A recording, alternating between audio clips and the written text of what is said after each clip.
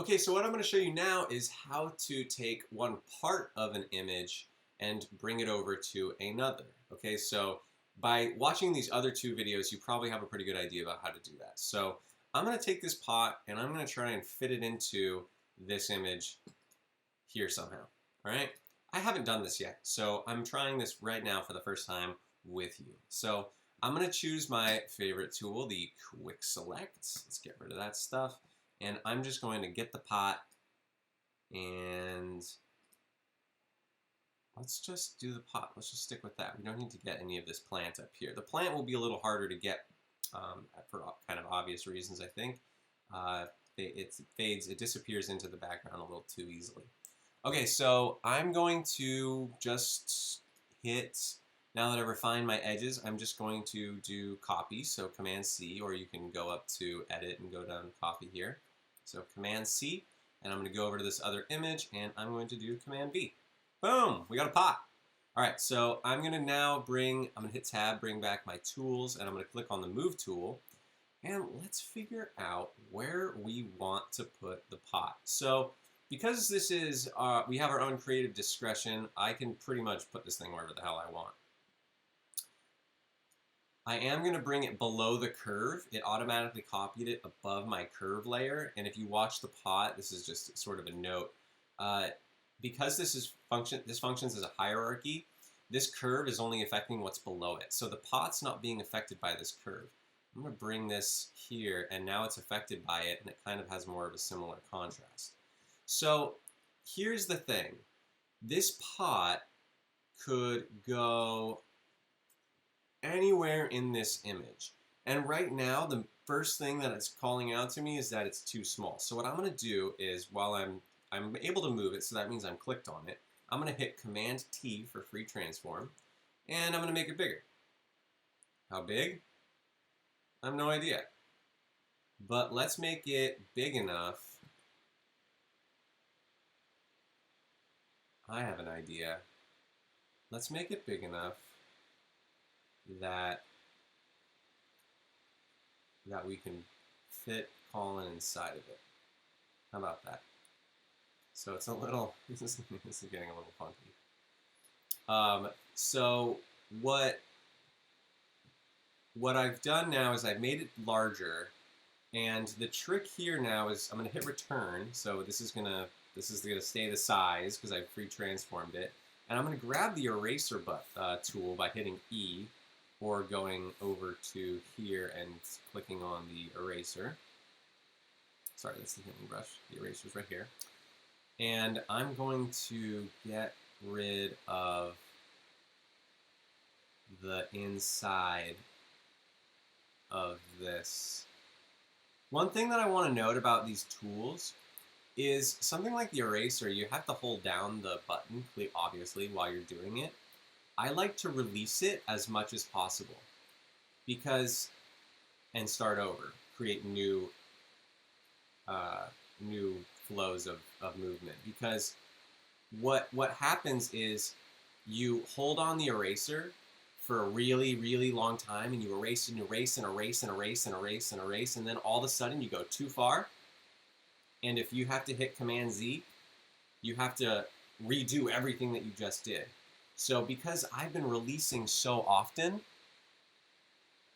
if I release right there, and I release right there, and I accidentally make a mistake, I can hit Z, and it only is going to take me back that one stop. Okay, so that's what feels important to me when it comes to using these tools. All right. Okay, so clearly my goal. Oops, see, there I go. I made a mistake. So my goal here has been to get this pot into this image, and also Colin into the pot.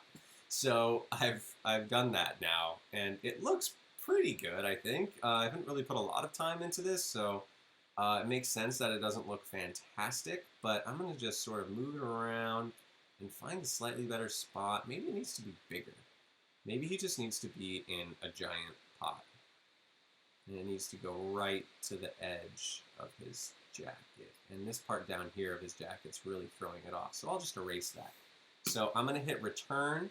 I'm going to hit tab so I can now click on, well, I can't erase this jacket, can I? what I can do is I'm going to make a duplicate layer of the background, so I'm not actually going to make an edit to the original layer. We always want to keep the original layer as structurally sound as possible. So I made a duplicate so that when I go down here and grab the brilliant tool of healing, let's see what it does. Let's see what it does. It's thinking, oh, it did a pretty good job. Let's get rid of a little bit more. I'm going to make this a little bit smaller. As you remember, it's the spot healing brush tool. If I just start to paint something, it's going to use its best ability to automatically replace it with what it thinks it wants to be replaced with. So in this case, it's doing a really good job of bringing in this green over here, right? So there's a little hint of blue right in there, and it's kind of being stubborn, but I'm just gonna, for the sake of what we're doing, go back to 100% or 50%, however much we're at right now, and bring it out so that you can see, voila, we have Colin and Pop. So one thing that you're gonna notice if you bring a part of an image into another image is if they were photographed in different lighting, then they're going to look different, right? Like, so this was photographed in direct sun, and this was photographed in a little bit of a haze. Like, this is a little bit of a softer light, and this is a much harder light. So I'm going to show you a very important trick right here, okay? Over here we have the pot. We also have the curves layer that's adjusting everything. The problem with the pot is that it needs its own adjustment. But if we put the adjustment above the pot, like let's say we want to desaturate it because this is a little less saturated, I'm going to click on the hue and saturation. And if I bring my saturation down, I'm just going to go really far, you can see that it impacts the entire image. And I just told you that we're going to try to impact the pot alone. So the trick to doing that is very simple. If I right click on hue and saturation and I go down, there's this option here called create clipping mask. So I'm going to click on create clipping mask, and it puts this little arrow pointing downwards at the layer, and that means that this hue and saturation layer is only impacting this one specific layer, which is, of course, the pot. So to create the clipping mask, you have to be clicked here. You can't be clicked here. So make sure that you're clicked on the mask, and then you can right click, go down to create clipping mask, which is, well, here it's released now because it's already on. But if I now go to this, I can see that it's only adjusting the pot, the one layer below, and I can bring it now to where I want it to make it look a little bit more like this image. And also, let me turn that off and on to see what it looks like. I think it's looking better.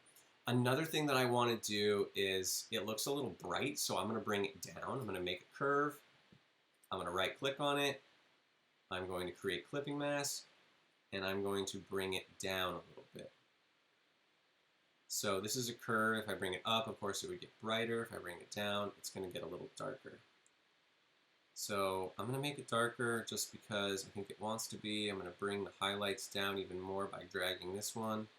And I'm just going to unclick these, see what the pot looked like right when we brought it in. It's a little punchy and a little too bright. And when I turn the saturation on, it gets a little less punchy.